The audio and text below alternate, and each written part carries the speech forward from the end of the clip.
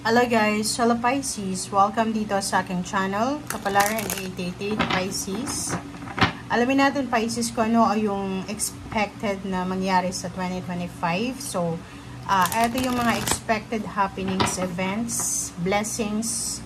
Yung last time natin na hinanap or tiningnan is yung unexpected. Ito yung expected. So, ano ba yung expected natin na mangyayari this year 2025? Okay, so in general siya. Tingnan natin kung ano yung gustong ipahiwatig sa'yo ng baraha. Okay, 2 cards. Wow, Pisces. Ang galing na ito. Okay. So, 39, 33, 9, 10, 11, 12, 1 plus 2 is 3 celebration. Okay, so 3, 3. So, nakikita ko sa'yo dito. Mag-comment sa comment section, Pisces, if you resonated, if you're expecting this for 2025 or 2024 and hindi nangyari sa 2024, so pupunta tayo sa 2025. Fifth chakra, Archangel Gabriel. Okay, so hindi ka dapat nag-aalala this year kasi sinasabi ni Archangel Gabriel na bibigyan kanya ng healing, creativity sa lahat. So, ibig sabihin, you will be healed emotionally, financially, spiritually, psychologically, lahat ng kailangan ng healing ay may bibigay sa'yo. So, magkakaroon ka ng healing this year, 2025.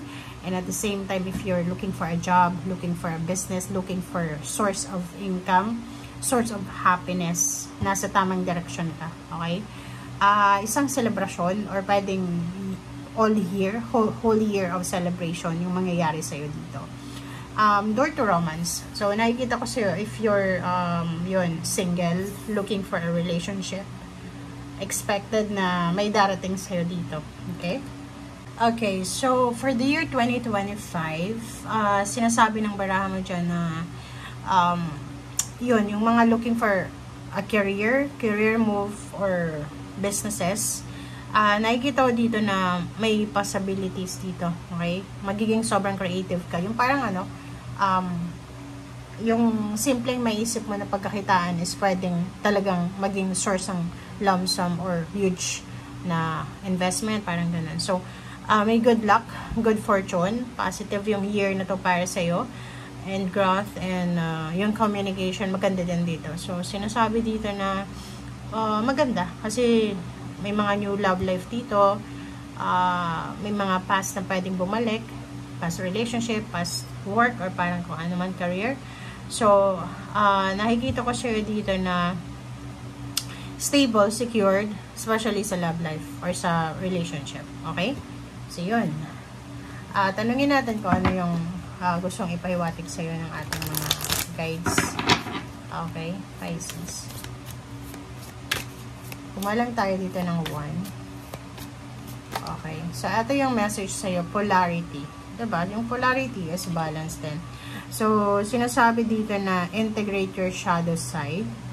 There can be no light without dark. Understand the law of polarity. So, yun, is balance. Kailangan mong maintindihan sa year na to na balance ang mundo. Walang liwanag kung hindi madilim. Walang gabi kung walang umaga. Walang umaga kung walang gabi. So, if ngayon na 2024, may pinagdadaanan kang madilim sa buhay mo, expect na after ng dilim, may liwanag. So, kung madilim ngayon, hayaan mo lang kasi matatapos na naman yung taon and darating na yung liwanag sa buhay mo. Okay? So, yun. Okay. Tingnan natin. Pisces. I hope na nasa tama yung alignment natin. Okay. So, okay, tingnan natin. Na-pre-shuffle ko na to, pero isa-shuffle ko ulit. Okay, ito gusto nyo lumabas.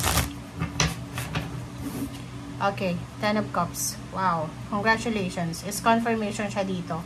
So, itabi natin dyan. So, sinasabi dyan sa'yo, Pisces, na talagang sobra kang magiging masaya emotionally sa relationship. Nakikita ko yung family, since good communication yung taong ito para sa'yo, nakikita ko na kahit sabihin natin na year of the snake, maraming magtatraidor, maraming mga backstabber, but ang nakikita ko sa'yo dito na maayos yung emotional mong buhay.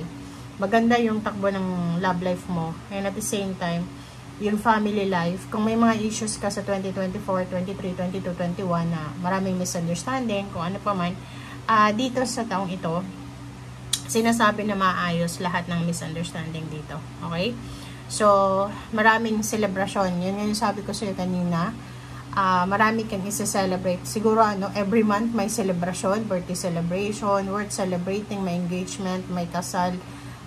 Maraming dito. Maraming rason bakit kailangan mo mag-celebrate or kailangan nating magsaya.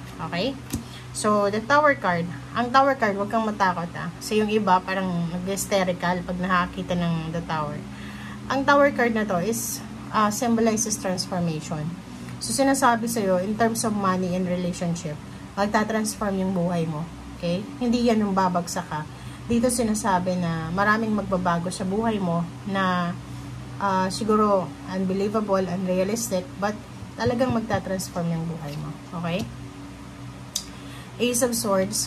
Yung Ace of Swords na to is about communication din. So, nakikita ko, expect mo na maraming communication, maraming balita, chismis din. Maraming mga good news, marami kang makakausap. Nakikita ko share dito. Ang ganda ng taong ito para sa iyo. And next card natin is 3 of Coins. So, yung 3 of Coins natin is, yun, collaboration. So, nakikita ko share dito, maraming gustong makipag-collab sa'yo, makipag-partner sa'yo in terms of love, in terms of relationship, in terms of money, career. So, nakikita ko, ang daming gustong makisabay sa'yo, ang daming gustong makisali sa kung ano mang ginagawa mo sa ngayon. So, comment down below if you resonated. Itong 3 of Coins na to is parang this year, in demand ka, in terms of business, in terms of money. Okay? So, Princess of Wands, nakikita ko sa'yo dito na may sisimulan ka. It's either kung ano man itong sisimulan mong trabaho, business, or even relationship, lalo na yung mga babaeng Pisces, matatapos mo siya sa taong ito. Okay? So, ibig sabihin, kung ano mang sinisimulan mo sa ngayon, ano mang ginagawa mo sa ngayon, ibibigay sa'yo ng universe yung positive endings, results dito, and outcome. So, pwedeng may magta-travel around the world, or pwedeng magta-travel Europa, or buong Asia, parang ganun. So, nakikita ko siya dito na on process ka regarding dito sa pagta-travel or relocation. Or pwedeng kung single ka, mag-aasawa ka ng ibang lahi. Or pwedeng Pinoy din, or Pinay, pero nasa ibang bansa. Okay. King of Coins. Galing neto. Pisces, dito sinasabi na makakahawa ka ng lump sum of money. Pwedeng manalo ka sa mga palaro, patimpalak, loto. Or pwedeng manalo ka sa buhay, di ba? Sa sobrang sipag mo, sa sobrang in-demand mo, or sa sobrang tiyaga mo, talagang makakahawa ka ng lump sum of money. Pwedeng every month, stable yung pasok ng pera sa'yo, but there's a months sa year na yan, ng 2025 na, mahawakan mo talaga sobrang laki na pera. Okay? Okay, tingnan natin, ano pa ba? Okay, Zero the Fool. Ayun, ang dami ding mga new beginnings dito. Ang Zero the Fool na to is parang sinasabi sa'yo, Pisces, na marami kang mga bagong ideas. Siguro yung ideas na yan is, naisip mo na yan 2022, 21, 23, 24. But only this year, a-actionan mo siya. Kita ko yung iba, parang gusto niyang lumipat sa isang lugar, sa isang bahay na hindi siya sigurado, hindi familiar sa kanya, like sa bansa, sa ibang bansa, parang gusto niyang tumira sa isang bansa na hindi niya naman alam kung safe ba yan or ano. But nakikita ko sir dito, you're very very strong and confident ka sa sarili mo na nasa tamang direction ka. Okay. Ten of Swords, ang galing neto. Kasi Zero the Fool and Ten of Swords, mga issues to, relationship issues, negativity, toxicity.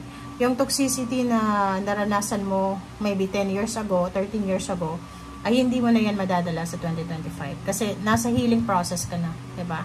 So, 2024, end of 2024, December, nakikita ko sa'yo dito, lahat ng may mga atraso sa'yo, mababawi mo lahat ng atraso nila sa'yo. So, if for example, emotional, maraming sumira ng pagkatao mo, reputasyon, ganyan, ganito, makukuha mo yung healing dito. Healing and recovery. If money naman, maraming nanloko sa'yo, umutang sa'yo, dinaya ka, makukuha mo din. Ibabalik sa'yo ng universe kung ano yung own ng mga tao sa'yo. Okay? So, Queen of Cups, nakikita ko sa'yo dito, kalmado ka. Okay? Yung taong ito, napakakalmado mo. Maganda yung takbo ng taong ito kasi nakikita ko yung sobrang kalma mo eh. 'Di ba? Parang lahat ng mga bagay-bagay sa paligid mo ay pwede mong ma-manage or kaya rather ma-manage. And Hangman, nakikita ko sa'yo dito na hindi ka na tulad ng dati na ikaw yon, 'di ba? Yung dati, mabilis kang magdesisyon. Hindi ka nag-iisip agad-agad kung anong maisip mo, yun na yun.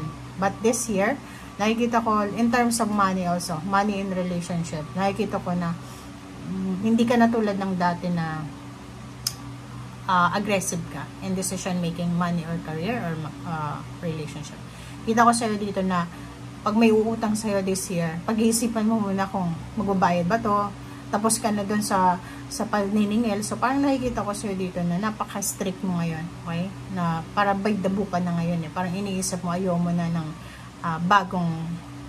gusto mo na ng bagong Pisces na buhay. Yung parang relax lang. Yung wala ka namang tinatapakan pero kalmado, okay? So Two of Swords, same, 'di ba? So Hangman and Two of Swords, yun yung energy mo this year na sinasabi na hindi ka na tulad ng dating ikaw. Kasi yung dating ikaw, ma-empath ka eh. Pag may lumalapit sa'yo, like mangungutang, magpapaawa, maaawa ka. Pero dito, hindi sa pagiging selfish, kita ko sir dito, you learn your lesson from your past. Okay, so nakikita ko na hindi ka na kaya nilang i-manipulate, hindi ka na kaya nilang i-guilt trip, hindi ka na kaya nilang i-emotional blackmail. Kasi pagbabago to eh, 'di ba? So nandito yung King and Queen of Cups.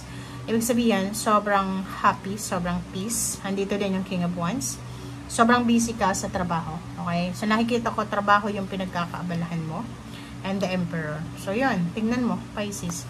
Ang ganda ng message sa'yo. Kasi yung last cards mo is King of Cups, King of Wands, and the Emperor. Lahat power. Diba? So, in short, okay, makinig ka.